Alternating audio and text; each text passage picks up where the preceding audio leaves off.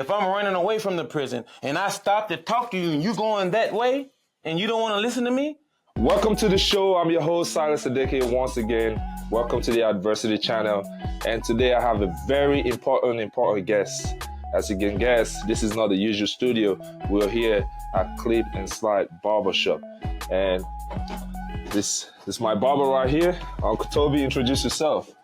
Tobias Pruitt, a.k.a. Mr. My Turn. Klips Hairstyle Studio, 2014, Glass Street. That's right. All right. Today we're going to be discussing about some of the adversity he's gone through over his years. Man, great experience, great knowledge. And I can't wait for you guys to tap in from his experience, from his knowledge, and for you to learn from the things he's got to say. Full of wisdom, man. Every time I come get a haircut, I always learn something new from him. And that's why today, instead of bringing him to the studio, I brought the studio to him. So let's get it. All right. Yeah.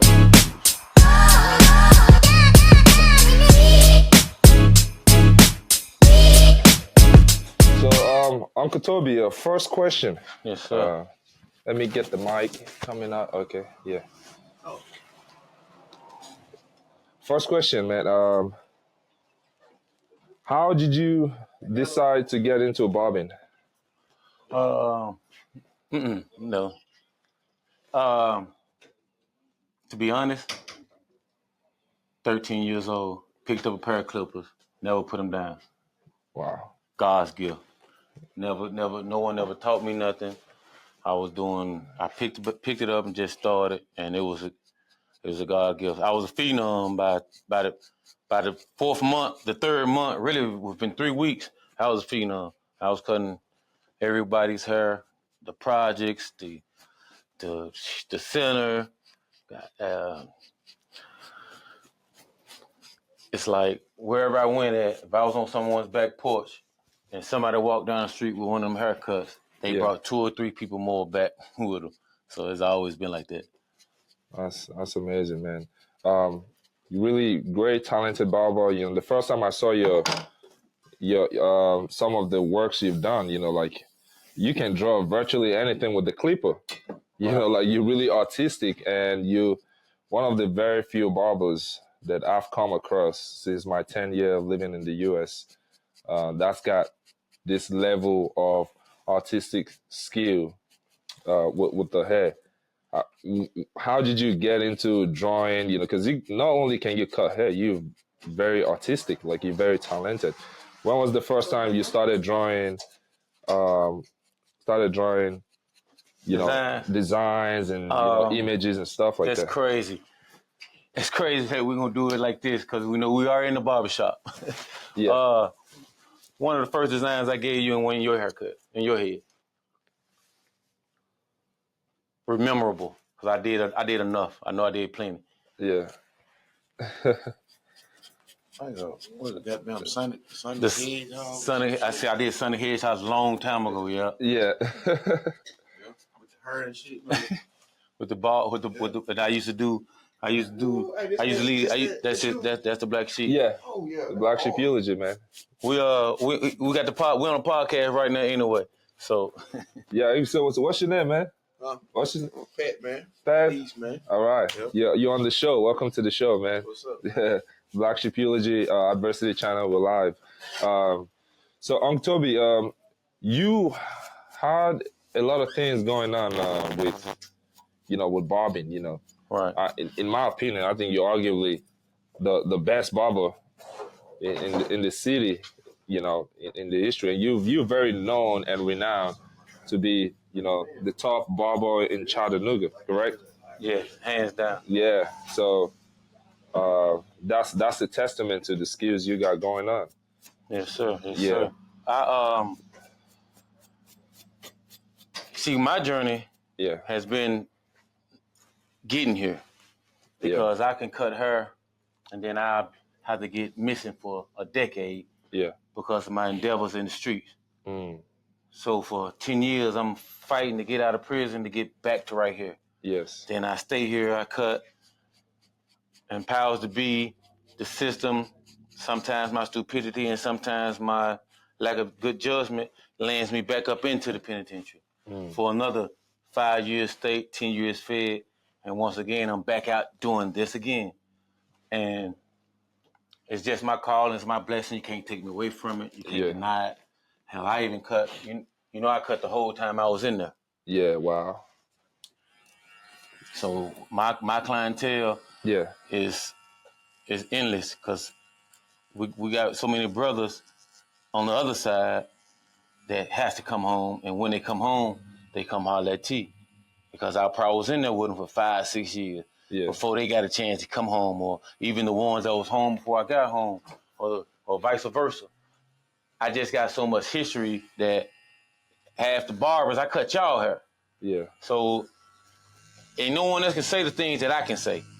It's gonna only be one Toby. It's gonna only one be hashtag Mr. My Turn. I said that for a reason because I had to wait. I had to wait to put it down. So, you know, now I'm here. And when it comes back to the question of designs, I'm a 3D printer machine. If you bring me a picture, I'm gonna do it. It ain't no ifs, ands, and buts about it. You're not gonna say that don't look good. You're gonna pay for it. You're gonna love it. I've never had too many customers complain. I've had somebody say that's a little bit too big, or you could have did it right there, but it's nice. I like it. But you know what I'm saying? Just a little this and that. But no one never walked out, never paid for a haircut. No, I ain't never got to fighting for messing up nobody's hair. No. When it comes to designs, and a regular haircut, that's nothing. Now you want a design and you got a picture of it, I'm gonna execute it to my best of my ability. And I'm hitting on what 99, 89%. Because even other barbers would look at it and say, man, I wouldn't even try that. So, as we both know, this is the adversity channel.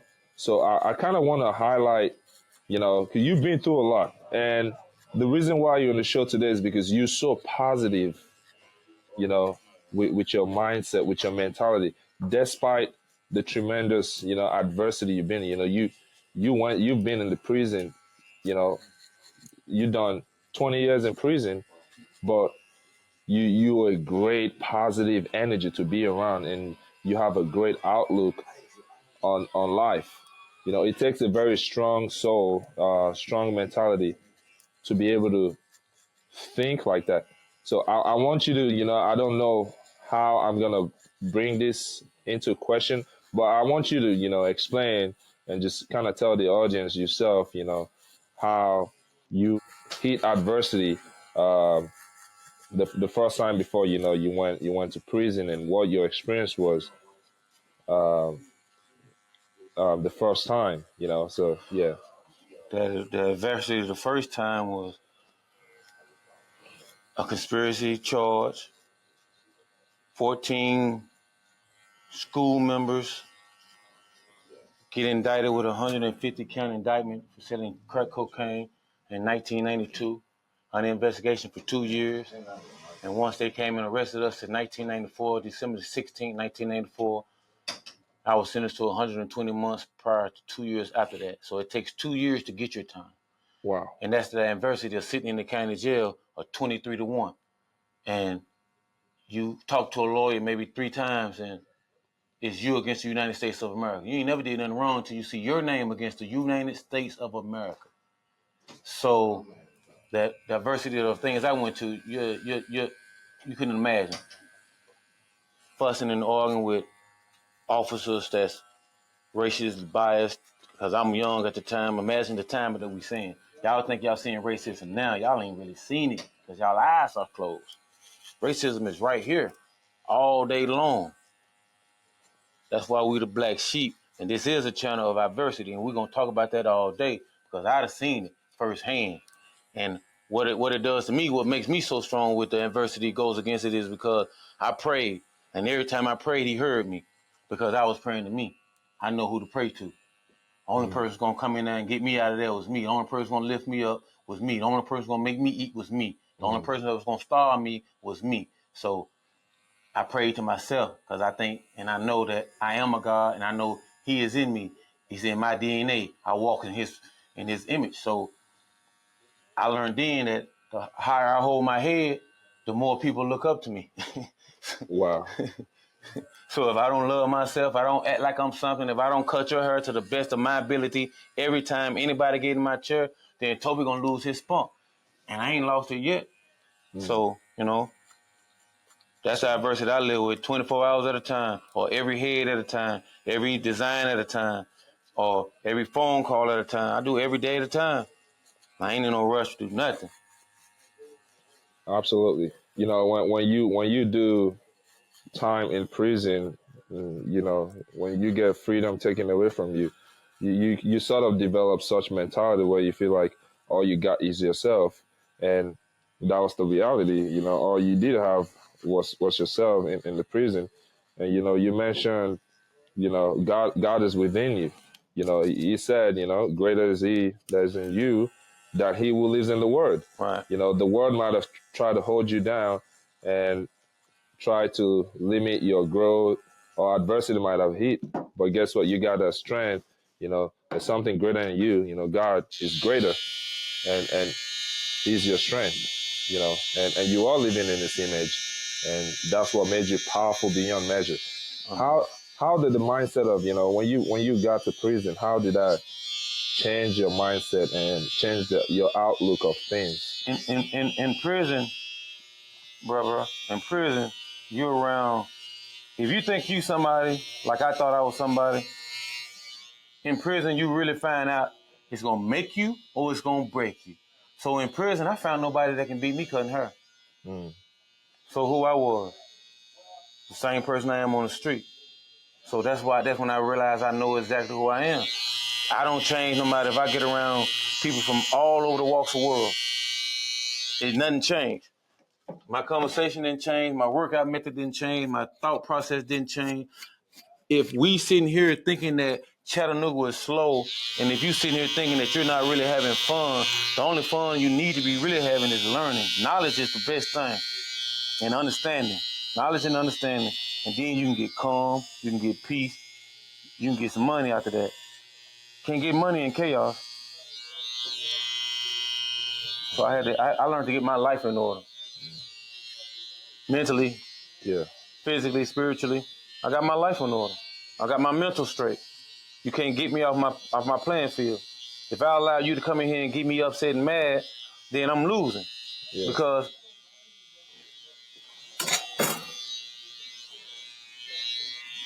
the only aspect of getting upset and mad is hurting somebody.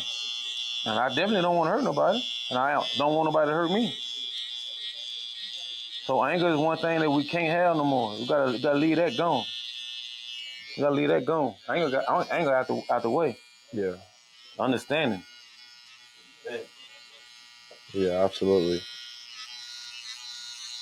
So, and after you came out, you know, after you got out from prison the first time, Okay, yeah, first time. you hit a second adversity that put you back in the same situation. Same situation. You know, what was going on in your mind? How did you get back in this situation again? I had a cousin that was in tour with some guys. Me having love for my family, that's when you're loyal to a fault. Yeah. That's exactly definition of being loyal to a fault. They put their hands on my cousin, so I went out over there and I had to wreak havoc back. And a shootout consisted, fled, made it home, police came. With the lifestyle that I've been living, I wasn't prepared to go back to prison no more. I already know I'm a convicted felon, and I'm used to playing the game, playing the radio. A second shootout consisted, and this one this time with the police. So I shot 11 times the night before, and when the police situation came, it was 8 gunshots. I ended up with 15 years, 5 state, 10 fed, even though they were trying to give me 30 years. They was trying to give me 30 years fed, and I was looking at 15 years state. So I got it all dropped down. Yeah. How y'all doing? I want y'all also to meet my brother-in-law, Jameer McClain. He's the barber that cuts to the left of me here at Klips Slide. We're here at the Black Sheep. AKA Jameer Vanson. Jameer Vanson. Yes, sir. But this is the channel that goes through adversity. Right. Absolutely. So you went back to prison the second time. Oh, no, he got the Wi-Fi code through his phone. Yeah. Appreciate it. So when you went back to prison the second time, was it the same? Totally prison? different. Totally different. Totally different. Now, it's crazy. Even though prison don't supposed to be better or don't supposed to be worse, but if you're there for 10 years, it's the reality of it. Right. There's no more sodas. There's no more drinks. It's only water. Dang. It's no more sides. It's only it's down to just like a soup line now. Prison ain't where you want to go. If you out here getting money and you really want to take the chances of going to jail, you shooting at somebody and you taking the chances of going to jail, when that shit hit you, you're going to be like, man, I should have listened. It ain't worth it. Yeah, that reality and your thoughts ain't going to go together. That anger that you got for him, to get at him, you ain't going to be that mad no more when you go in there. So you got to control your anger. And then you want to allow yourself to be sitting down for 18 years, 12 years, 8 years. Man, 5 months is too long. It takes 2 years just to get 10 years. And then when you get through with that, you got 5 years paper. And mess up with that, they can put you back for 2 more years. So you've been dealing with these people for 18 years for a situation that you could have handled. If you can remember, save your anger. Don't waste no energy on no anger. Absolutely. When you learn to focus on the things you can control, what do you control? You control your emotions. You control your own thoughts. You control whether you make a decision or you don't. Well, we don't control the other person that might try to provoke anger in us, that might try to, people gonna always try to push a button every time. It's up to you to, will I respond or will I move away? Will I eat the bait? Right. Or will I swim away? Will like fishes? All these people trying to bait you in the water, left and right. They're testing you. You can go eat the bait, or you can say, I'm gonna swim the other way. That's all about everything that the show is named after. Yes. That's diversity right there. Yep. Daily. Somebody behind you at the light and you having a bad day. Bah, bah, bah, bah, bah, bah, bah. You upset, you mad, and threw your whole day off. Yes. But you got some people that might jump out the car, and what they do? They shooting. Yeah, they start shooting, start fighting. They call it road rage. Yes. All because you're in a rush and you blowing the horn for him to move, and he might have dozed off. Ain't no telling. He might have been in his phone. Yeah. My little girl did that one time. She about to grab the horn. This lady was at the light. I told her, no, baby. She's like, why? I said, won't blow the horn on nobody. We don't know what they going through. We'll wait on them. The lady did like this. She said, okay. And the car cranked the car back up and pulled off. See, there ain't no use of blowing the horn. She trying to move as fast as possible. That's right. Patience. And the reason why a lot of people aren't patient and tend to put themselves in situation to control other people's situation is because we lack perspective. When you lack perspective, you could be in a rush and blow your horn at someone at the traffic light, or be quick to anger and start fighting or cursing at somebody else, without having the knowledge of the perspective of where they're coming from. See, part of the things of where I've grown as a man over the years is to learn to visualize perspective, not just my perspective. I gotta, for a moment, put myself in other people's situation to try to say, okay, if I was in that situation, how would I respond?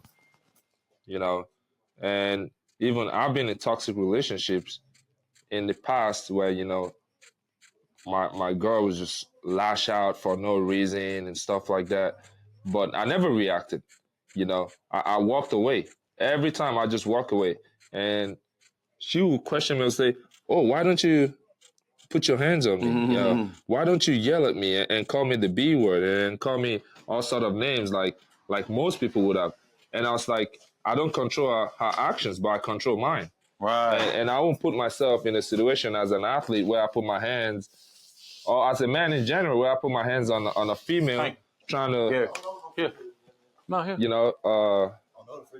trying to prove my masculinity. You know, I don't gotta prove my masculinity to you. I already know I'm bigger, stronger, faster than you.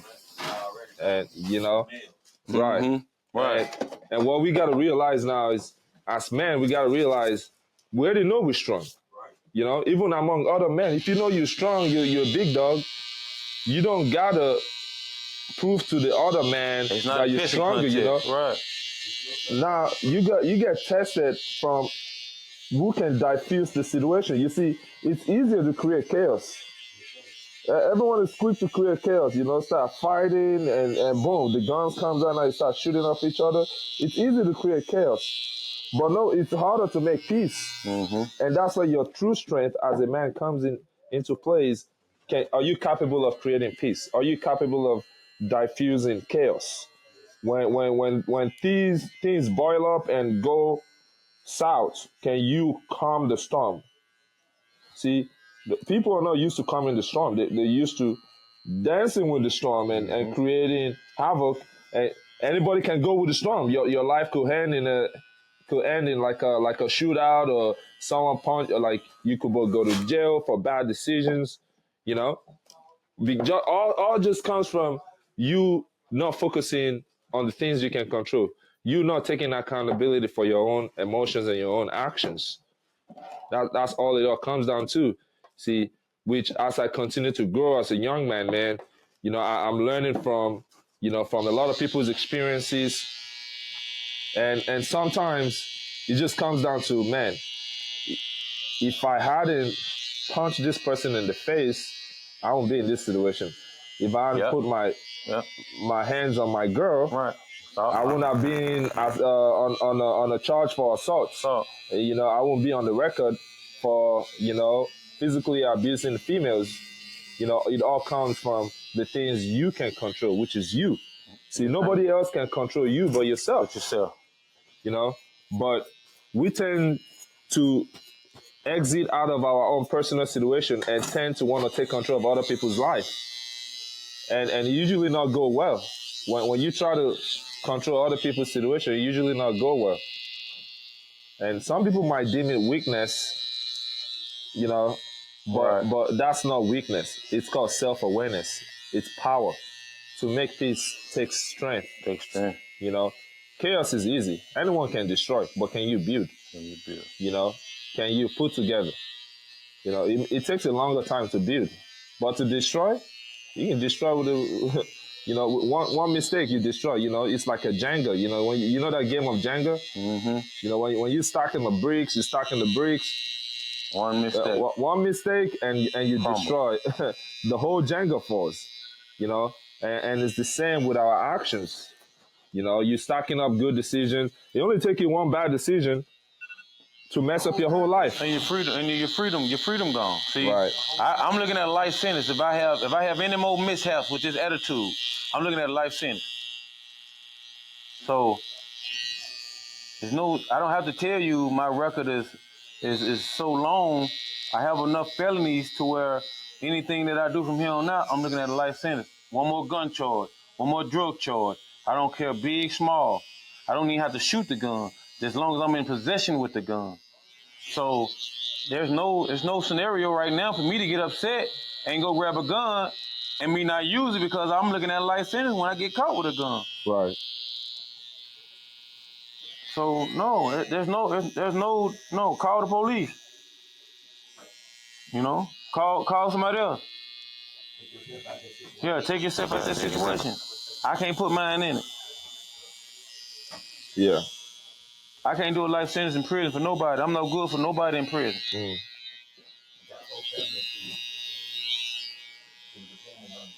And I hate to say it, but we're gonna get on this conversation right now anyway. Even when guys say, man, I was out there in the streets, man, because I had to feed my family. You know, they had the lights was out. Guess what? When you in jail and the lights out, because you had to sell dope to get the lights on, when you in jail, who got the lights on? That other dude. When you didn't feed them, when you in jail, who feeding them? They still eating. Think about that one.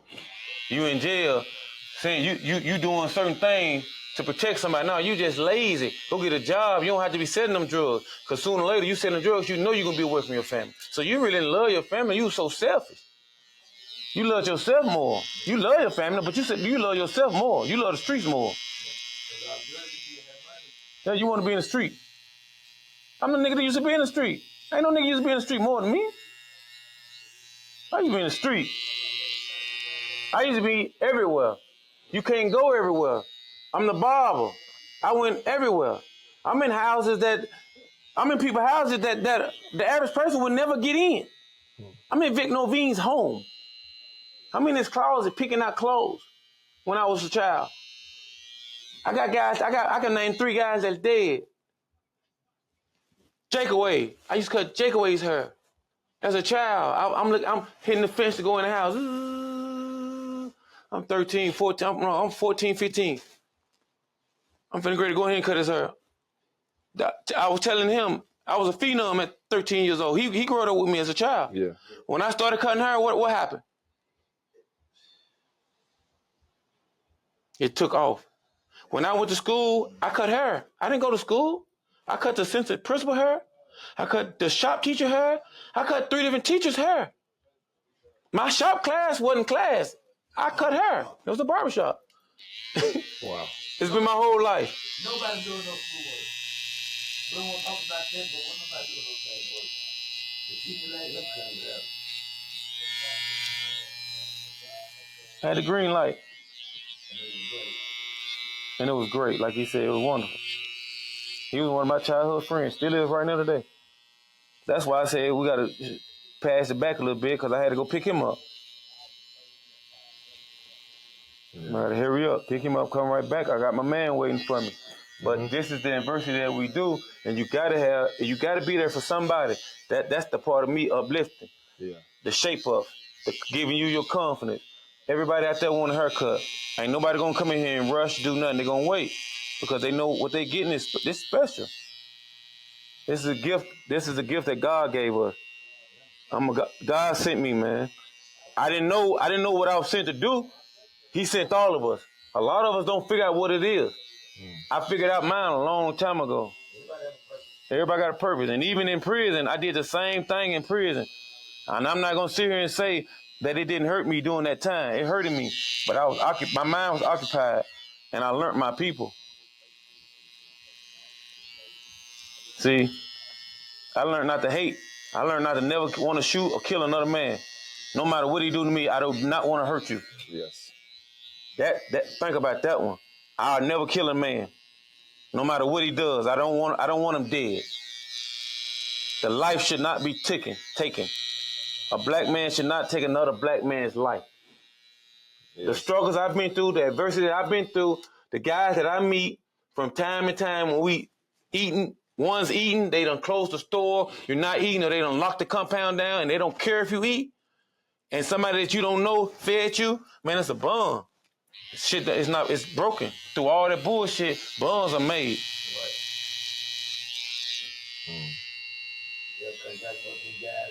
And I'm the one that crashed the car. I'm the one that they say crashed the car. Meaning crash the car is if we all together, if something happens, we get disrespected, I'm crashing the car. They know Toby going. So don't call Toby if you're not ready for the car to go. So don't get 3 guys in the incident. Nah. Let your anger subside. Get together. We're gonna have a meeting. What happened? Whoa. Okay, what happened? You put your hands on him? No. I just held him off because he was rushing us. I just held him off. Okay, good. Let's go. Now we're gonna fuck him up. Or vice versa. Yeah. It's ways to handle because if you slow down then, be more respectful. And don't self-destruct. Now we also can go to their people that's higher up.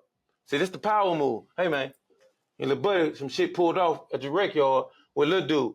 Get him off the yard or we will. See, now we ain't got to put our hands on. See, words is powerful. If you're a powerful person, if you stand on your word.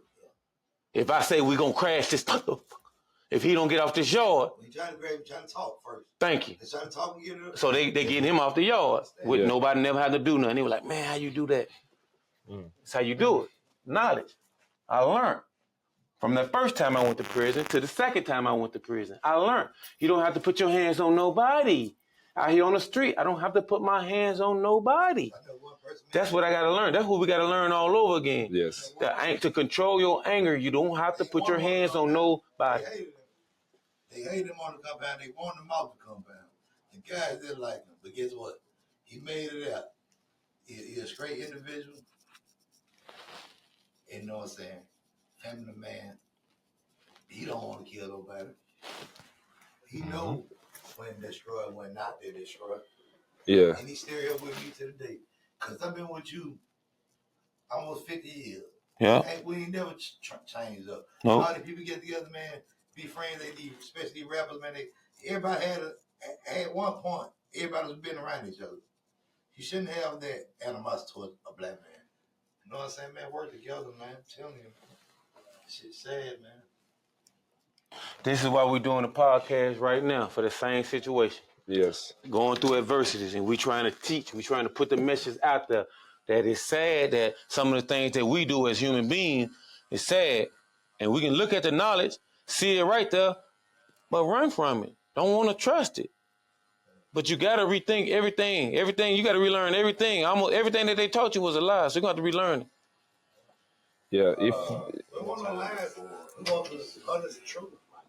If there's anything, you know, as a black man that came from West Africa to the United States, Right. after so many observations and studies of what is wrong in the black community, you know, like even in the hood, is lack of accountability. There you go. We are quick to blame everyone else, then look ourselves in the mirror and say, you know what? It's me. I did this. I can fix this. Don't kill each other. Build. Right. You can build together. Right? You don't have to go the wrong direction. You make choices. You also make decisions every day. You know, not all money, fast money is good money. No, you know, just like not everything that shines is gold. You know, and we need to learn from people that have, you know, gone through a lot of adversity and say, you know what, this person has made this mistake, so I don't have to make the same I don't got to mistake. make it. Yeah. But instead, we see what somebody else going down for, and we go right into it and think the situation is going to pan out different. And it always ends the same, dead or in jail. This is why I get so passionate about, I'm a slave running from the plantation. I just got freed, not even a year ago. Not even 2 years now. I'm a year and 5 months out of prison. And if I'm running away from the prison and I stop to talk to you and you going that way and you don't want to listen to me, I'm going to get upset. I'm going to get a little angry. I really should go ahead and kill you and get you out your misery. Yep. Instead of watch him do the same mistake. And now you say, oh, why didn't you tell me? Well, you told him. You observed. You know? You listen to you. That's why the story is told. You know, we see it on the news. Oh, That's why the book is written. Yes. So history doesn't repeat itself. But we don't learn from other people's mistake. We have experiences for a reason. We learn from adults or people who have walked through life longer than us for a reason. So the people coming behind us can be much more better than us. So we can limit their mistakes. That's what you learn from other people's mistake. You know, there's a lot of opportunity that comes from adversity. But you got to pick and choose. Will you let adversity be an excuse, or are you going to use it as a resources to overcome adversity and come out up top? You know? You know, like in the community, you know, everyone wants the easy and fast way, but it doesn't last long. But we can blame the police. We can blame the government. See, we can't control the government, right? The government gonna do what they're gonna do. You know, but we control the actions we make. So if you know what is within your control, how about you find positive ways, you find something to do within the opportunity you have. Exactly. You see, we can't control how many jobs the government provide for you. You can't control if the police arrest you or not. Don't give the police the reason to pull you over or arrest you. That's within your control. Absolutely. To get it on for that one time. Yeah. And it was paid, and I had to call them to tell them. Yep. I'll call. We'll call. Yes. See, we can blame the cops all we want to say we hate cops, but there's a law and jurisdiction they got to follow. So if you don't trespass, if you operating within the right jurisdiction, then you got no problem with them. Yeah. So we quick to, we want to make poor decisions. And when we're facing consequences for them, we want to say, oh, well, the cops this, the cops that. Well, it's not about the cops. It's about you. You got to look you in the mirror first. You got to ask yourself, what decisions am I making on a daily basis? Is this decision going to end me up in jail or dead? Look, or not? Now, I'm gonna be 100. I got pulled over 4 times. Since you've been out? Since I've been out. I had no driver's license. I was speeding. They let me go. I had 2 dark tint, no insurance, and I didn't let him search the car. He let me go. Another one pulled me over. I passed the breathalyzer. I told him I was asleep waiting on my old lady to get off work. When that panned out, I walked off. It ain't the police, really, like you say. If you smell like weed, then they have probable cause. Every time that I was speeding and didn't have my driver's license, they still didn't search the car because I didn't have probable cause. So if you smelling like weed, if you're in a dope area, if you're a known drug dealer, you ain't gonna have this argument. Yes, sir. I'm a free man. I ain't did nothing wrong. I have a federal probation officer, and I showed him my card every time they pull me over. I said, because I have to notify him that y'all pulled me over. I said, and I would like to record this because I would like to send this to him. So what I say and what he's seeing, it goes together. They leave me alone then. They started leaving me alone. We know he ain't doing nothing wrong. But when they run my name, guess what they say? This is all wrong right here. He need to be in jail because it's this long. I beat a lot of charges. And the last time I went to jail was 12 charges alone. Shoot up police and everything. 12 charges alone. So we talking about they threw out 9 charges, and I still ain't over 15 years. Because you can't just keep compounding certain charges on top of charges. But what they really did, they really fucked up and they let me go. See, I suppose I got 851. If anybody out there familiar with Fed, that's doubling your time. 851. That's careering you out. That 851 is a double your time. So we want you, we got you. But she figured that 922G was going to get me. 922G is a gun. I was looking at 15. But I had a 922G enhancement was the marijuana that I had in the house, not the actual drugs. So she looking and saying they got him. He got drugs, he got guns, he's shooting at the police. We got to shoot out the day before, we got him. And he back home. But she didn't 851 me, and I only got 120 months, even though the PSI came back 128 months. When I got the 120 months, now you finally finna look at someone that got 120 months, 10 years, and was supposed to get almost 30 years. That's when you get 10 years and you do this. I remember that. So the adversity, the blessings, the curses, you got to take the good with the bad. Yes, absolutely. That's what's going to make you who you are. You see, I'm 49, finna be 50 in July. You got to take the good with the bad. I really couldn't take no other route. If I took another route, then I'd be in doubt. I probably won't be the person I am. Yes. See, I'm playing the cards that it was dealt. Yeah. Adversity has shaped you and molded you into this version of the person you are today. And that is why the wisdom and knowledge you got from all those experiences, it's important for kids or the young ones coming behind to tap into the knowledge, because we have no black leaders to give us the past, so our future will be brighter. They're running into the future blindsided, not knowing what's in store. because we have no black leaders. No one's grown. No one's stepping up. No one's helping them build and know what the hell is going on and what's got coming for them. Now, half the time, they don't want to listen. So, therefore, some got to switch. Either we're going to talk more or y'all going to have to shut the fuck up and listen. Excuse my language. That's right.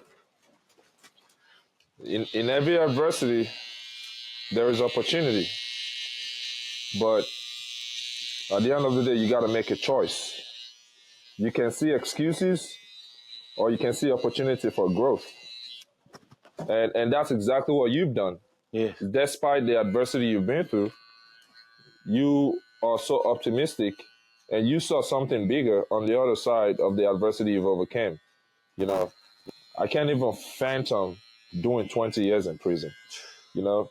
And the test for that was like during the pandemic when people couldn't go outside and we were limited and everyone was complaining, you know. Imagine being incarcerated. The pandemic was less than 2 years. I was there the whole time. Yeah, less than 2 years. And people were complaining. Imagine not seeing the sunlight when you won, not even be able to step out of a certain perimeter. It's ridiculous. So you're never outside after 10 o'clock. Yeah. You're not gonna see no night rain. you're not no late night dates, none of that type shit. So yeah, man. So don't let temporary satisfaction deter you from your you know the long-term gratification. You know, don't be quick to get instant gratification right now. That's not gonna last long. That's fake. You know, the poor decisions, the quick money. You know, trying to cut shortcut. You know, if you take shortcuts, you know your life is might as well get cut short. You know, like and while you're on that subject, is because the first time I went to prison in '94, it was because of drugs. Yeah.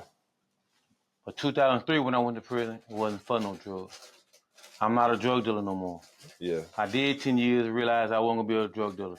I was a barber for 8 years, and I went to jail for being too loyal to family members when they get into an incident, shooting that thing, spinning the block, getting it in. And 15 years later, I'm back. So you're gonna do some time shooting that thing, so get ready. That's right. So I'll leave this message, man. Let's finish up with this message is no matter what the situation is in life, you always have a decision to make. You always have a choice. You can say, oh, I don't have no choice. The government this, my teacher, my parents said this, my friend told me to do. No excuses. Look yourself in the mirror and say, I'm going to make a decision. And whatever decision you decide to make, be willing to live with the outcome. Stop pointing fingers. You know, even in the black community, for example, we've been through a lot of trials and tribulation. You know, you overcame slavery and all that. Our ancestors didn't go through all that for us to be here in 2023 and still complain about the same thing. Our life is way more better than there was. Mm-hmm. So guess what? There's a lot of opportunities that we have more opportunities than we did back then, right? So guess what? Begin to build on it. Don't complain about what you don't have. Focus on what you have right now and how can you build something out of it. Well, the ones who complain about not having it are the ones who aren't doing anything. Yes. Say it again. See, nothing is given. You know, you got to earn it. You know, no one's going to give you free handouts and whatnot. You know, everything is not sweet and glamorous, but life is also way much more better. You know, we're in the age of advancements of technology. You know, Uncle Toby is a barber. He's cutting hair. He's doing something positive, you know, sharing light is a pillar of empowerment. You guys are in here, you know, growing the community, helping the younger generations make better decisions. Those are the things within our control, you know. That's right. So instead of focusing on what we don't have, it's like a pizza, right? If you have a whole box of pizza and 2 slices is missing, 3 slices is missing, you still got like 6 or 8 slices, but we're so selfish, you want the whole slice. Why not be grateful for the 6 slices you got? Because You ignore the 6 slices you have and focus on the 2 missing slices. See, we so focus on negativity. We so focus on the things that are not going well, but we won't fix that self. We won't fix it by just complaining. We can't fix it that way. We gotta fix it by doing. You know, doing makes us fix situation. Actions. You gotta take actions. If you want something to be better, take actions. Go in the community. Help another person. And that's why this brand, Black Sheep Eulogy, is a pillar of empowerment. Because each one of you in this barbershop are a pillar in this community, in this barbershop, in a child's life. You got more fits? Yes, I got more fit. Got them with you? No, right now. I can order it from the website. You know, that's what this brand represents. Pillar of empowerment. Overcome adversity.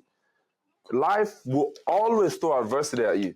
And you got your story, you got your story, you got your story. Everyone right here will go through adversity. Because without adversity, there's no way to judge success, improvement, development, character. Adversity is going to shape your character. Adversity is going to shape how much money you make or how less. So, but it's up to individual decision. How are you overcoming adversity? You complaining through the process, or you punching through it?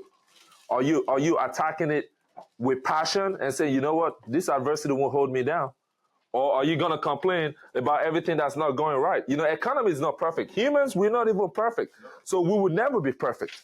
So since we already know that perfection is impossible, someone's going to lie, someone's going to steal. But guess what? As long as you take control and accountability with yourself and your actions, and we can help other people do the same, we'll begin to advance and become to get better, one step at a time. See, Rome was not built in a day. We can't just say, hey, everyone do good. And say, well, I don't know how to do good. You ain't doing good. You got to start with you. Exactly. That's why the pillar of empowerment begins with you. It begins with me. And that's why this show exists, because it's got to start with someone. And I pass it on. Say, hey, you're a pillar. You pass it on. Then each one teach one. Mm-hmm.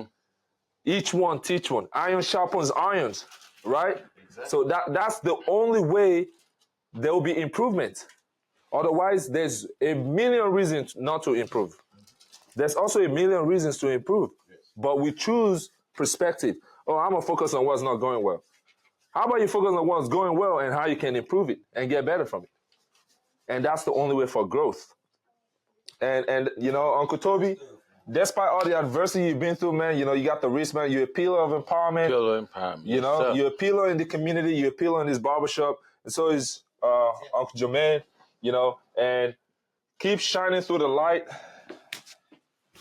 Keep shining through the light, and no matter what adversity comes your way, man, you're going to overcome. And you've overcome, you're 100%. You've defeated life, 100%, undefeated. You prison, you defeated. Drugs, you defeated. Every trials and tribulation, you here right now. You glowing, you looking fresh, you know, you getting money, you feel me? Yeah. And you're doing great. And I hope other people can look at your situation not from like, oh my God, he went to prison. No, it's not, oh, he went to prison. No, it's like, dang, he defeated prison. 20 years? Yeah, that's over with. He overcame adversity. Yeah, I don't even look back Man, no more. yeah, let me come closer to this guy. I got a lot of things to learn from him. That's how it gotta be, is we gotta see someone that's been through a lot and say, man, you went through all that and still came up top? Off top. Hey, show me. You see, what we're doing is we only focus on people. Oh, he's a multi-millionaire. I want to go learn how to make money. Right. Well, you got to learn from people's mistakes. You know, you got to learn, man, how did you get the mentality to overcome those things that try to slow you down in life? Because you did that.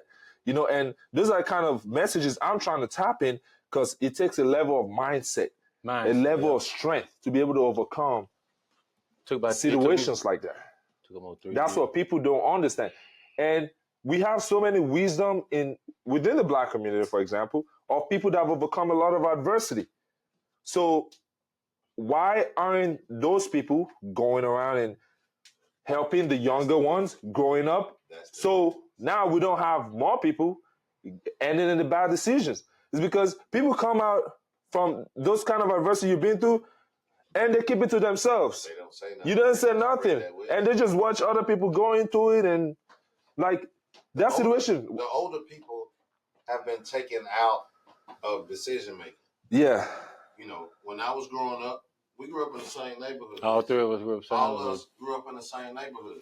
So we were in a situation to where his mama catch me doing something bad. Yeah. She didn't have to call my mama. Huh. She chastised me right then and there Yeah. to do right. Yeah. My mama catch him doing something bad. His mama catch me. They didn't have to call each other.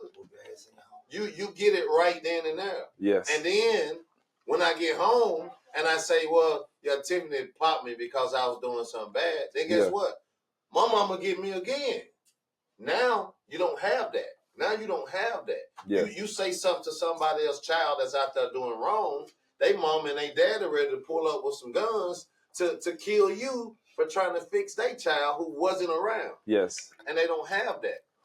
7 and 3. Yes. You understand what I'm saying? Uh-huh. Let them act up somewhere that I'm not. You handle them right there. Yes. And then I'll handle them again when I get home. Mm-hmm. But we don't have that. So Yes. the older people in the black community are being pushed to the side. Mm. You don't want to go get that knowledge from them no more. Yes. So a lot of them are saying, well, I'm just going to shut my mouth then. Yes. We were saying that, but now we the ones now. I'm a granddaddy. Uh-huh. We the business owners. We the cab drivers. We the 911 callers. Everybody that growed up with us, we're it now. The ones. But you still got to be able to take that risk to say something. Because a lot of folks like us are still saying, well, I ain't gonna get into that. And we also, the messenger has to also realize that the message is gonna always be the same. Yeah. But the messenger has to change. Yeah. The message is the same. The messenger has to change. Yeah. Yeah. I'm gonna give you guys the pillar of empowerment wristband. You know, whenever you see, it glows in the dark. Okay. So no matter what darkness you go through, there's always light. Right. You're a pillar of light. Uh-huh. You overcome adversity. I'm gonna give one to the kids too, because we need to start. Yes, I will send you the link. We need to begin to spread more positivity. Most definitely. You know, adversity will come. Yeah. That's 100% facts. What color you want? You got a couple colors. Yeah. But that's 2X. That might be too big. Right. That will come. But adversity creates opportunity for us to help somebody else overcome it, especially if you got experience. Right? So I have one of my friends in prison. He hit someone. It was reckless, whatnot. It happened. But that's that, right? But then, so I told Uncle Toby, I said, hey, I got a friend doing 8 to 10 years right now for poor decisions. And so I was able to tell him, look, my barber did 20 years. If he made it out, you can. Yeah. And that helped him to know, oh man, okay, I'm not alone. I know I can make it out. Make it out. So now he started acting up better in prison. You know, he used to fight every time. They put him in the hole for fighting. But now he's not fighting no more. He's trying to stay cool and calm because told him, bro, you got a future waiting for you. But if you keep doing all this, going into maximum security for poor decisions, they're going to give you an extra 5-10 years. And you're never going to come out. Yeah, so now he's acting much more better. He calls me every day. He's going to come in today as well. So, but what I want to end with on this show is, you know, I appreciate you, Uncle Toby, you know, for being on the show with me. And you guys also contributing with your knowledge. I would love to do this again. But never forget, you are individual pillars. All of you are powerful beyond measure. You know, being powerful beyond measure, your unique identity has nothing to do with how much money you make, what you do for work, nothing. It's a mindset. Your mind is powerful. There's something in your mind that's greater than mine. There's something in his mind that I would never be able to tap in. And that's why I guys, hey, Uncle Toby, you got any knowledge for me? Mm-hmm. What you've been through this, how did you overcome it? I got to take knowledge. I got to give knowledge. And we got to each one teach one. You know, you see someone going through the wrong direction, say, hey, young man, that's not the best opportunity for you, man. You don't want to end here. They will say, you don't know what you're talking about. I may not. I know someone that been there, and you're going to listen to him because he don't want you down there. He went through that, so you don't have to. You know, Jesus died for our sin so we could be saved. His son has been through that situation. Why would you want to go through this situation? Mm-hmm. It's pointless because now his sacrifices is a waste. So we got to learn from people's experience so history doesn't repeat itself. Exactly. And that's why individually we're a pillar of empowerment, and it's each one teach one. So I appreciate you guys coming on the show. This is the Adversity Channel. Once again, I'm your host, Silas Sadeki, and this is also the brand Black Sheep Eulogy, as you can see. And this message, by the way, says, "Why do you call me good?" Jesus answered, "No one is good except the Father alone." So even Jesus said no one is good. So do not look in the mirror, do not judge nobody. Do not look at his situation and say, man, he's no good. He is great, powerful beyond measure.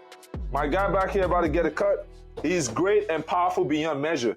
No one is good except the Father alone. You know, we need to go in the community and spread light. We need to go in the community and spread positivity and empower somebody. Each one teach one, because no one is good except God alone. So go out there, help each other through trials and tribulation, and guess what? Overcome adversity. Thank you.